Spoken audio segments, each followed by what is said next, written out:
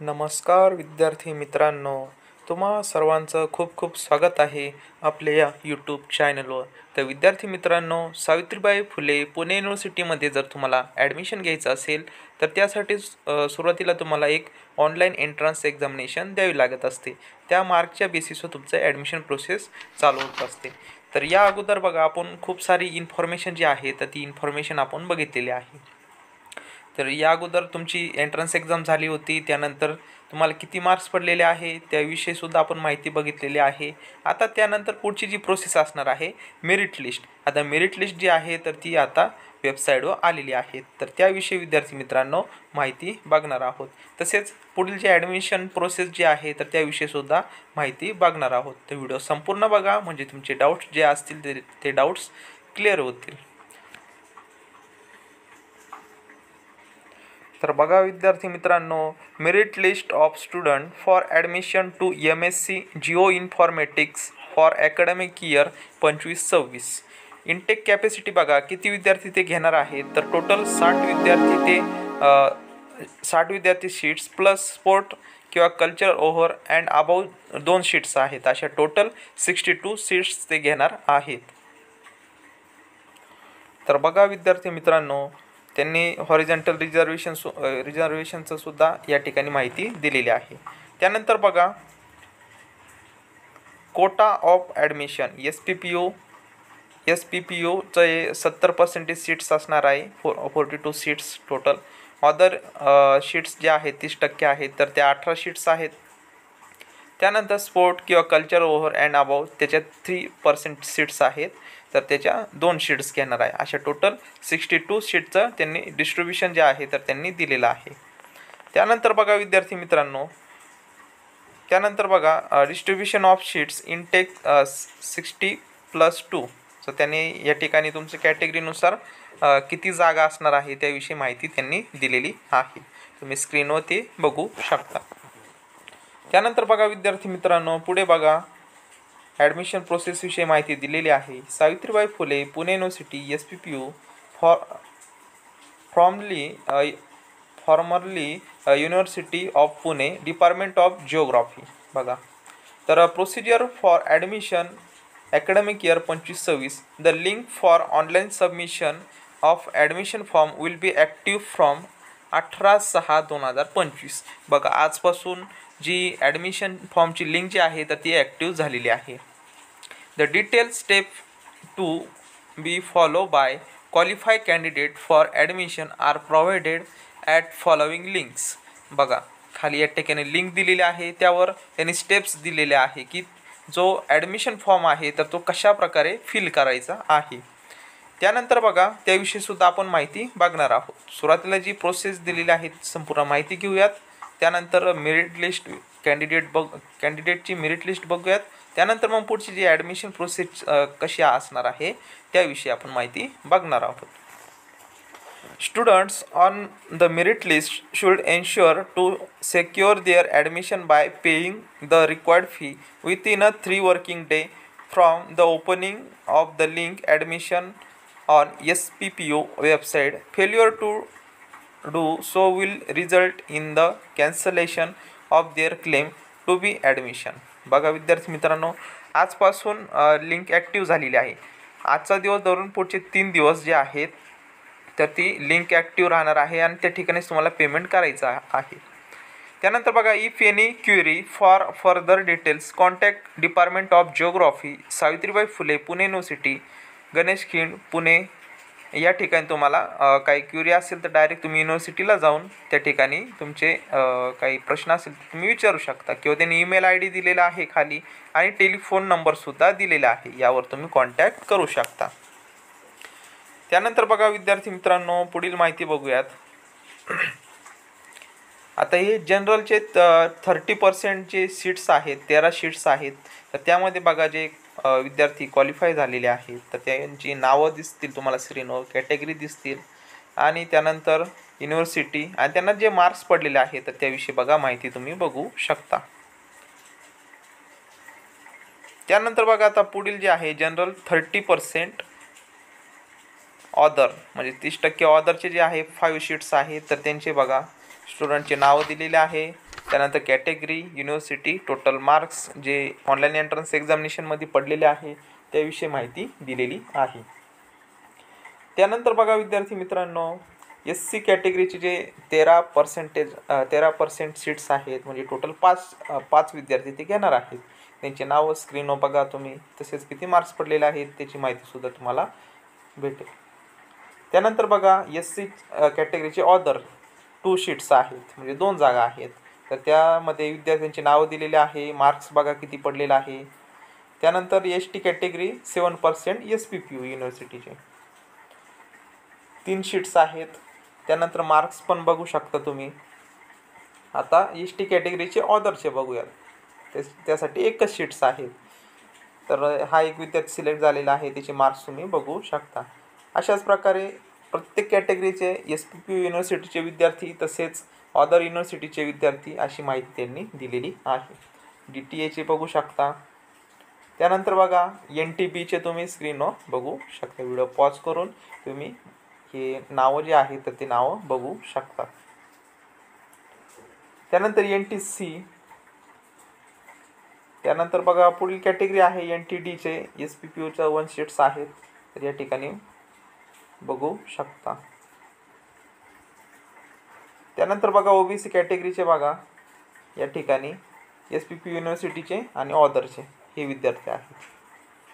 त्यानंतर पुढे बघा SCBC 10% SPPU 4 शीट्स असणार आहेत.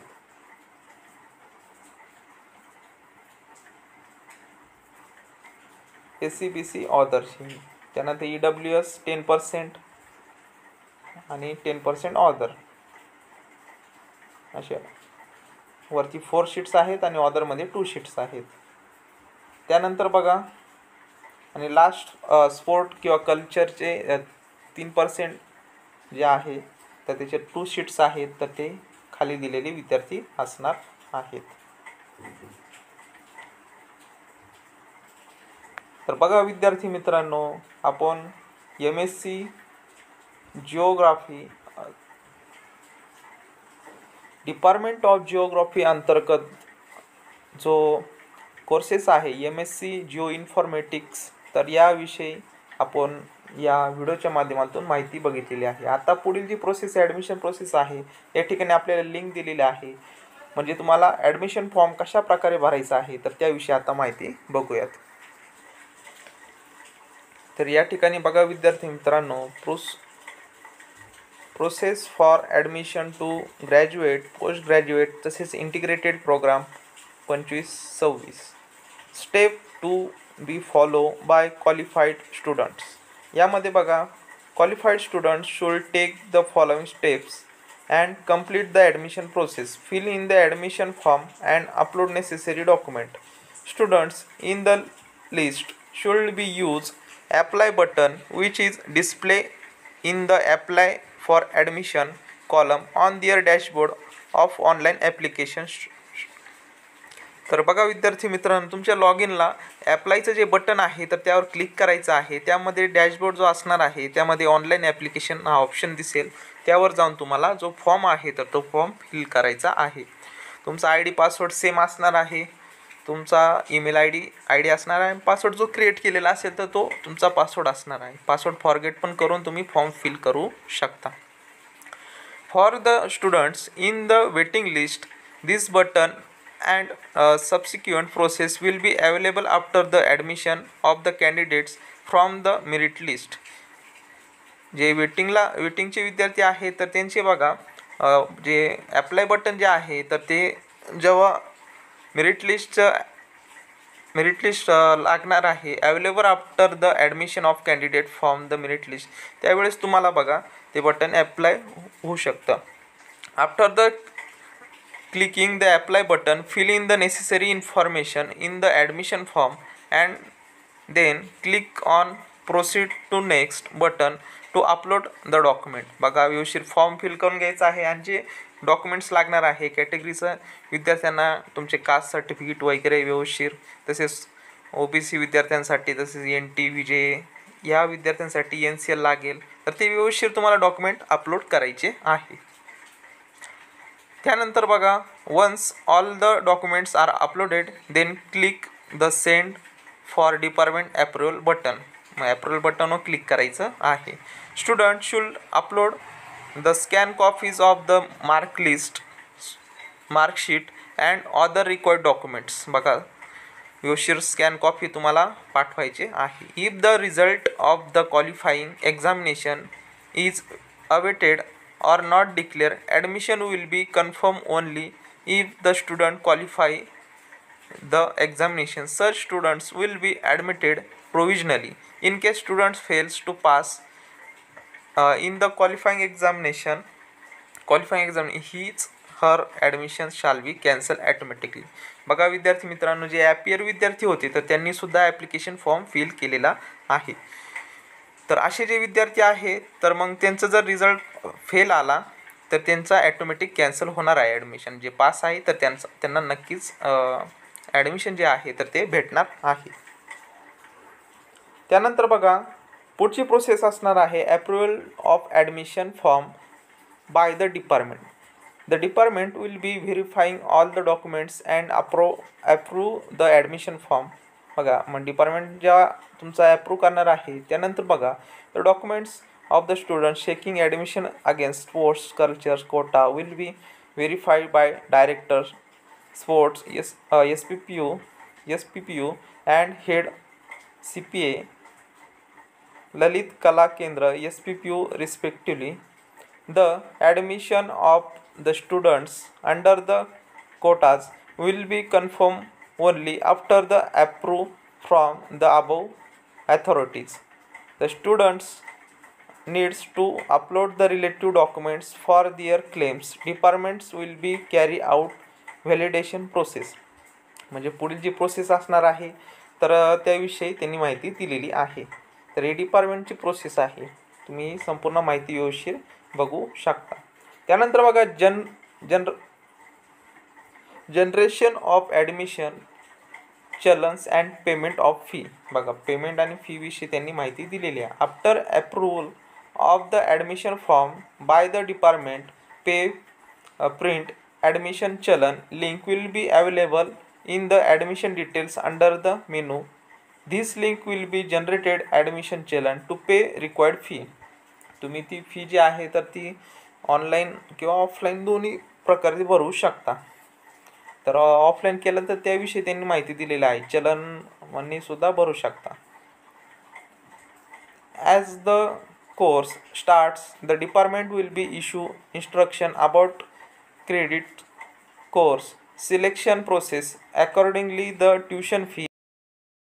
तर बघा विद्यार्थी मित्रांनो, if any scholarship is applicable to the programme as per government regulation, the challan for the fee will be generated accordingly. Students seeking a government scholarship will be required to fill respective scholarship application from as the government of schedule and instruction. If the claim for the scholarship is rejected by the concerned authority, the candidate will be have to pay the stipulated fee.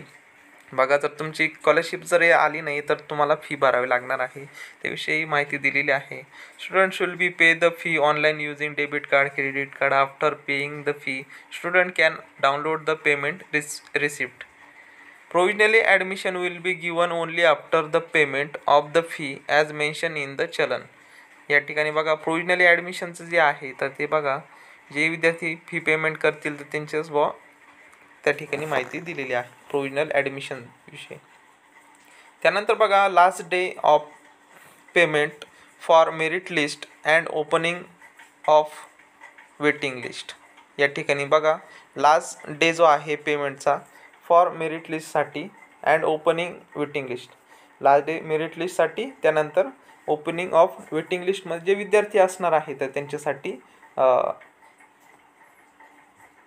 Students on the merit list should ensure their admission by the paying the required fee within 3 days from the opening the links admission on SPPU website. Failure to do so will result in the cancellation of their claim to admission. बघा आता आजपासून link active झालेली आहे. त्यानंतर 3 working डेजमध्ये तुम्हाला payment वगैरे करायचं आहे. जे विद्यार्थी करणार नाही मग वेटिंग लिस्टमधील विद्यार्थ्यांना त्यांना चान्स मिळणार आहे. तर बघा विद्यार्थी मित्रांनो, या ठिकाणी जे डेट्स दिलेले आहेत तर ते डेट्स जुन्या आहेत, म्हणजे या अगोदर ती नोटीस आलेली आहे. त्यानंतर बघा आपले जे आजपासून लिंक ॲक्टिव्ह झालेली आहे त्यानंतर 3 डेज म्हणजे अजून 21 तारखेपर्यंत तुम्ही फॉर्म फिल करू शकता आणि पेमेंट पण तुम्हाला करायचं आहे.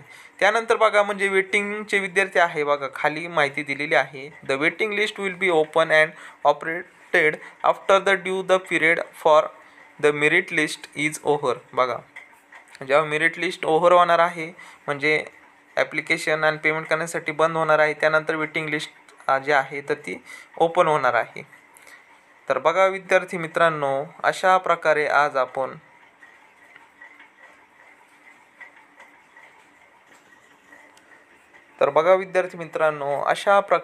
आपण MSc इन जिओ इन्फॉर्मेटिक्स या कोर्सेस जी मेरिट लिस्ट आहे तर त्या मेरिट लिस्टविषयी माहिती बघितलेली आहे.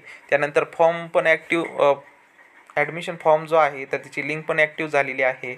तर व्यवस्थित फॉर्म फिल करा, तसे डॉक्युमेंट पण अपलोड करा आणि जी फी आहे तर ती फी आता आजपासून 3 दिवस आज धरून 3 दिवसाच्या आत लवकरात लवकर तुम्ही पेमेंट जे आहे तर ते पेमेंट करून घ्या, म्हणजेच तुमचं शीट्स जे आहे तर ते शीट्स कन्फर्म होणार आहे. तर अशा प्रकारे ॲडमिशन प्रोसेसविषयी सुद्धा आपण माहिती बघितलेली आहे. तर विद्यार्थी मित्रांनो, भेटूयात नवीन अशा एका व्हिडिओमध्ये. तोपर्यंत धन्यवाद.